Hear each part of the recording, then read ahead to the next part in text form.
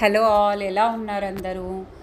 ఏంటి ఈరోజు మీకు ఒక స్పెషల్ ఐటెం చూపిస్తాను. ఏంటనుకుంటున్నారా? అన్నీ ఇరిగిపోయిన సర్వపిండి ఇది అప్పాలు. ఇవి సర్వపిండి అప్పాలండి. ఇప్పుడు ఎట్లాగో సమ్మర్ వెకేషన్స్ వస్తున్నాయి, టూర్స్కి ట్రిప్స్కి అని ఇట్లా వెళ్తూ ఉంటారు కదా, అమ్మమ్మ వాళ్ళ ఇంటికి వెళ్ళడము.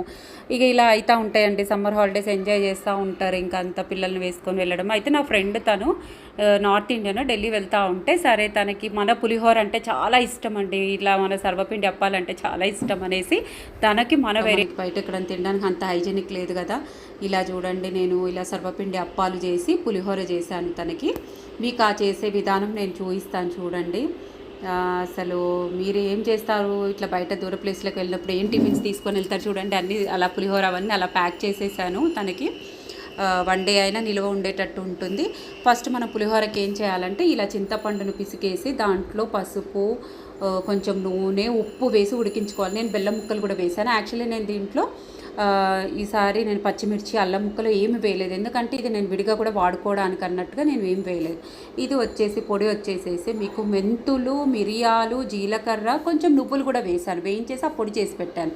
ఎందుకంటే ఇది పులిహోరలో కలపడానికి. చూడండి, రైస్ని వాట్ చేసేసి మొత్తం ఏదైతే తిరమాత పెట్టేసేసుకున్నానో, ఇలా సపరేట్గా నేను పల్లీలు, జీడిపప్పు ఇవన్నీ సపరేట్గా వేయించుకున్నాను. ఏదైతే పొడి తయారు చేసుకున్నానో ఆ పొడిని చక్కగా అన్నంలో కలిపేశాను.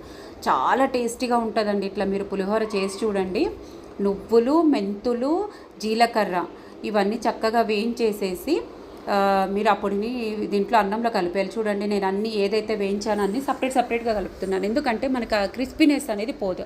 పులిహోర కూడా అయిపోయిందండి. ఇలా హాలిడేస్లో బయటకు వెళ్ళినప్పుడు ఏమేమి స్నాక్స్, టిఫిన్స్ చేసుకుంటారో నాకు కామెంట్స్లో చెప్పండి. మీ ఏం వెరైటీస్ చేసుకొని వెళ్తారు.